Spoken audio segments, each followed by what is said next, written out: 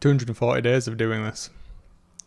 One thing that's changed significantly is the speed that I can edit the stuff that I've been recording. Not this stuff, but the work-based stuff. I had a significant amount of videos to get done, and with all of the issues, let's call them that, challenges, that's a better way of wording it, isn't it? All the challenges I've been having with the work situations meant that it's just easier for me to do everything myself, really. And that's what I've done. So I've spent the past 2 days, I finished at 11 last night, I was back at 8 this morning. Went into the office this morning to try and edit there. That failed because the machines are just not up to the footage that they just can't handle as many 4K streams as I'm needing to handle. It crashes out constantly. My home machine, fine. So bailed, came back here, cracked on. It's going to be another late night for me, but I'm going to get them all done. The link code overnight. Things will be good.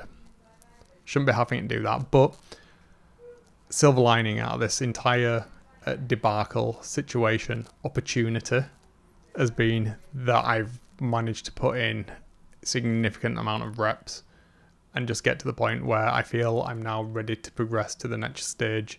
I'm not entirely sure what that is right now, because it's an interesting paradox where I'm now really familiar with my process, my workflow, getting it out, getting that sequence of things done to an end point that is significantly, by an order of magnitude, better than what was being done before. But I don't want to let rest on my laurels. I've got to keep pushing myself because I want to get to the next level of creating something that works for the end user, for the students, for the learners, which is what I'm kind of keeping in mind. But also, there's got to be consistency in what I'm presenting there. So that's going to be an interesting challenge, but I'm definitely at the point where I've kind of plateaued.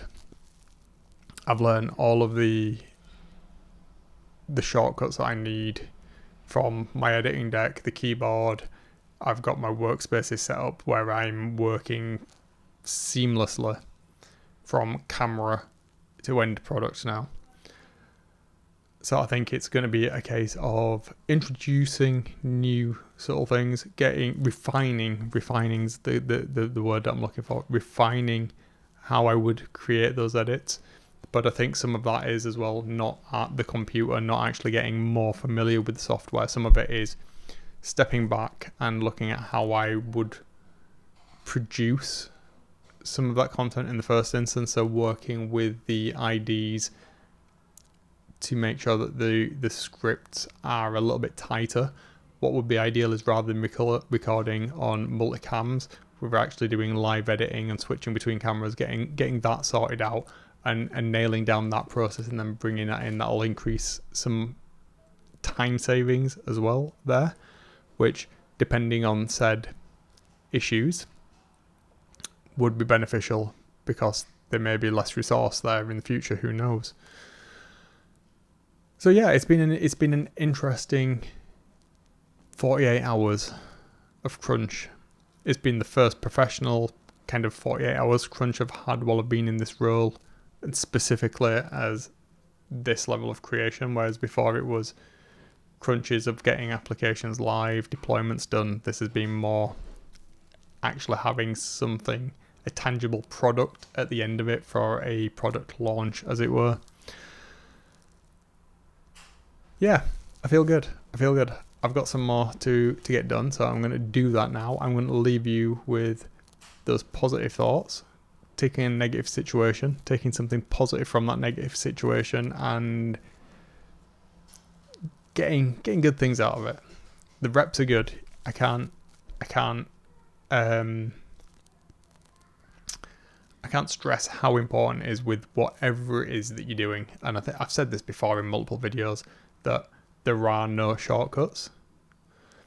You've just got to get over that hump. You've got to put in the reps, whatever it is you're doing, be it painting, coding, editing, filming, working with the camera, whatever it is, the knowledge just does not get into your head. You have to put in the effort, and a lot of people are scared to death of putting in effort for anything. And I think that's symptomatic of a generational shift as well.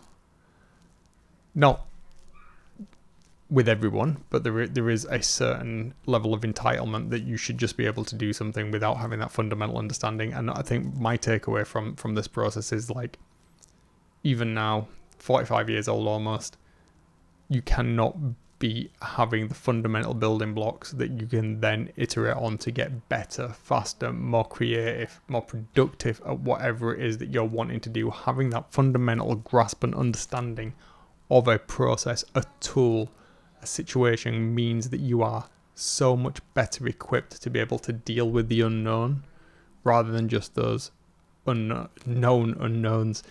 Anything that can come up then, situations that you've not had to tackle before, you have the tools to be able to break those issues down, to be able to work around them in a systematic manner that's going to let you get some sort of output.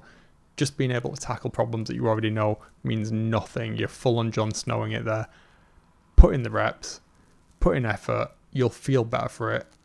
You'll get a better education. Hopefully you'll have a better life at the end of it. That's what I'm trying to do. That's what I want to teach my kid. That's what I've always tried to instill in anybody that I've had any influence over as a mentor, a leader, a manager, whatever. I'm going to leave it there for today. Right, I'll see you on tomorrow. Day 241. See ya.